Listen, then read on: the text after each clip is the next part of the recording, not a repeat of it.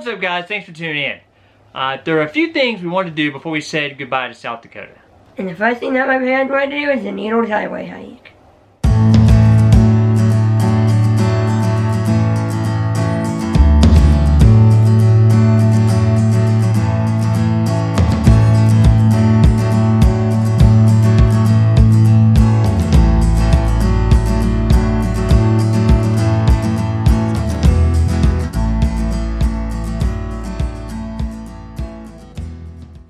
If Dylan doesn't sound very excited about the Needles Highway hike, it's because he was not. But we still wanted to do it. We thought it would be a pretty cool hike because during the winter it's not open to vehicles, but hikers are allowed to hike on that road up to Needles Highway tunnel. So since the road is closed to traffic, it's all snowed in, so you're allowed to hike the road. So we decided we wanted to make the hike up to the Needles Eye Tunnel. So as we head up the road here, it's really surprising. We thought that since this road isn't covered by trees and in the shade, that a lot of this snow would be melted off by now. Temperatures have been getting up into the 40s during the day. There's pretty much no snow left on the ground at all down in Custer State Park, just a little bit on the sides of the hills that don't see a lot of sun. But up here, man, this place is still covered in snow, so much. So the whole hike is 2.8 miles, so just under 3 miles. It's almost 1.5 miles from Sylvan Lake up to Needles Eye Tunnel and then back. There is a little bit of incline on the way up, which obviously means you're coming downhill on the way back. It was snowy. There's some spots where it was icy, so it was definitely a bit of a challenge to do in the cold and in the snow and the ice. But man, it was so peaceful out there. It was super quiet. We didn't really see, we saw a little bit of wildlife at the very beginning. We saw some deer at the very start of the trail. Yeah. Or actually the trail, the road. We saw some deer out there at the beginning. And then, but from there, as you kind of go up and end up at Needles Eye Tunnel, the view up there is outstanding. And to be able to see that place, you know, at that time of year, with it all snowed in and how much snow is up there accumulated up and inside the tunnel. There's the tunnel. And you can see how thick the snow is.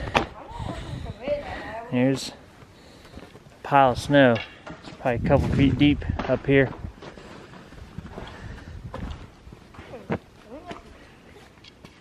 You can see Needles Eye Tunnel there behind us. It's an awesome hike up here, so would highly recommend it. Very, very cool to be able to do this while the road's closed. You know, hiking in the snow is challenging. Hiking once it's been thawed and refrozen is a little more challenging. There's definitely some slick spots, spots that were pretty slippery, but we didn't really have any issues. So we're gonna take a breather up here because that incline coming up, it'll kind of get you winded a little bit, but we're gonna catch our breath and we're gonna head back down. Pretty cool hike, and we're definitely glad we did it. Then we decided to make a stop at Spearfish Campground before we headed out of South Dakota, mainly because when we were looking around we saw that they offered camping in their off season. It's a city park and they offered camping for $10 for electric and sewer. Electric and sewer, yeah. Yeah, great deal. $10. I mean, and the water, there's water available at the campground too. Yes, so that's the only downside, was where you had to go to get your water was it was a spot that was like out along kind of the main road that goes up through the campground, so the water was kind of located outside the actual campground along the main road. But I mean, a minor inconvenience for $10 a night. Another kind of cool thing is that campground is located right across the street from DC Booth Fish Hatchery. So it's a very historic fish hatchery right there across the way, walking distance. There's a walking trail that runs behind the campground. Just an excellent location. It's really close, it's kind of centrally located and close to everything. There's a Walmart not far away from there. There's a Safeway grocery store not too far from there. So Devil's Tower is close to that. Right, Devil's Tower is not too far from there, which is another reason we kind of picked that location. We wanted to take advantage of being up in Spearfish and take a drive over to Devil's Tower. So Yeah, so that's only about an hour's drive from Spearfish. we knew the visitor center would be open. Yep. So Dylan is always excited to get inside a visitor center. Yep. So we did the walk around the base of the tower, and it would be a really cool place to camp there. We looked at that, but they don't open the campground until about the 15th of May, depending on the weather. And those are first come, first serve, and dry camping. So if we're ever in the area and they're open, we may look at that because it looks like a really neat spot to camp. Yeah, absolutely. I mean, there's a KOA across the street from Devil's Tower. Obviously, you're going to pay KOA prices, especially being right across the street.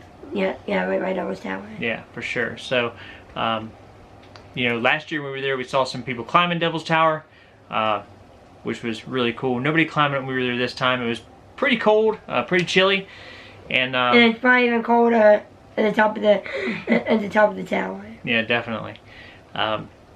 But definitely worth the ride over there. I mean, you can get there in an hour. So I mean, that's nothing. So easy drive over. You know, easy drive back to Spearfish. So it makes for a really nice day trip to get over there. We knew that if we got up to South Dakota really early in the season, like in March when we did, you know, Dylan really wanted to spend his birthday up in Custer State Park, which was fantastic. So glad we did that. I mean, yeah, so much snow. Being from Florida, snow is a rare occasion. That does not happen in Florida, so I was pretty excited to see as much snow. 16 inches of snow really doesn't happen in Florida. Yeah. But it was an awesome experience, and we wouldn't do anything different. You know, we would absolutely do that part again. Our plans were kind of go into Montana, Idaho, and kind of do up into the Northwest, but being that we're here so early, what we're running into is a lot of the National Forest campgrounds, a lot of campgrounds in general, are still closed. They don't open until like mid-May. Some don't open until the end of May. Yeah, some don't open until June. Yeah, depending on where you're at. We did come across a couple that said June. So, and then the ones that they did have that were year-round were already booked. Right. So we're running into, you know, a real issue, and we've heard about this happening.